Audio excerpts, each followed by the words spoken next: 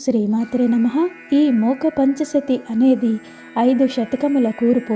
ఈ శతకములు ఆర్యా శతకము, పాదారవింద శతకము, స్తుతి శతకము, కటాక్ష శతకము, మందస్మిత శతకము.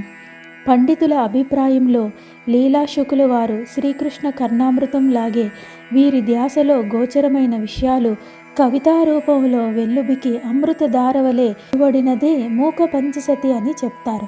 నిజానికి ఇది పలికినది అమ్మవారే.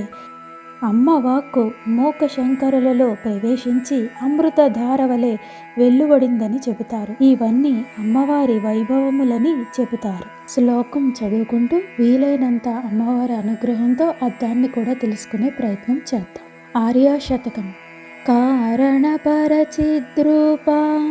కాంచీపురసీమ్ని కామపీఠగతా కాచన విహరతి కరుణా కాశ్మీరస్తబక కోమలాంగలత. కాంచీపుర ప్రదేశమున కామపీఠమును ఆశ్రయించనిదై కారణపర చైతన్య రూపిణి మృదువైన తీగ వంటి దేహము గల ఒకానొక దయ విహరించుచున్నది. కాంచీపురసీమ్ని కాంచీపుర ప్రదేశమున కామపీఠగత కామపీఠమును పొందిన కారణపర చిద్రూప కారణపర చైతన్యమైన స్వరూపముగా గల కాశ్మీరస్తబక కోమలాంగలత కుంకుమ పూగుత్తువలే కోమలమైన తీగ వంటి దేహము గల కాచన ఒకానొక కరుణ దయ విహరించుచున్నది.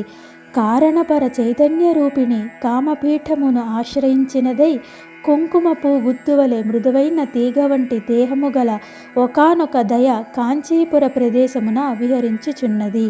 అయోధ్య, మధుర, మాయ, కాశీ, కాంచి, అవంతి, ద్వారక ఇవి 7 మోక్షదాయకములు. కాంచీ నగరమును మోక్షదాయక నగరముగా పేర్కొనుచున్నది. భారతమాత కర్మభూమి, ఉపాసనా భూమి, జ్ఞానభూమి, భక్తి భూమి. ప్రపంచమున మరెచటా లేని వర్ణాశ్రమ ధర్మకర్మ ఇచటనే చేయబడుచున్నందున ఇది కర్మభూమి. కటిపై ఉండడి ఒక ఆభరణము కాంచి, అది కటి స్థానమందలి శరీరాంతరపు భాగపు శిశుమ్నా నాడి మూలముగా కుండలిని ఆధారముగా ఉండుటచే అచటి చక్రము మూలాధార చక్రము అనబడును. కాంచీయందు కామపీఠమున్నది. దాని యందు శ్రీ కామాక్షిదేవి వేంచేసి ఉన్నది. ఆ దేవి కాది విద్యా రూపిణి అనుటలో సందేహము లేదు.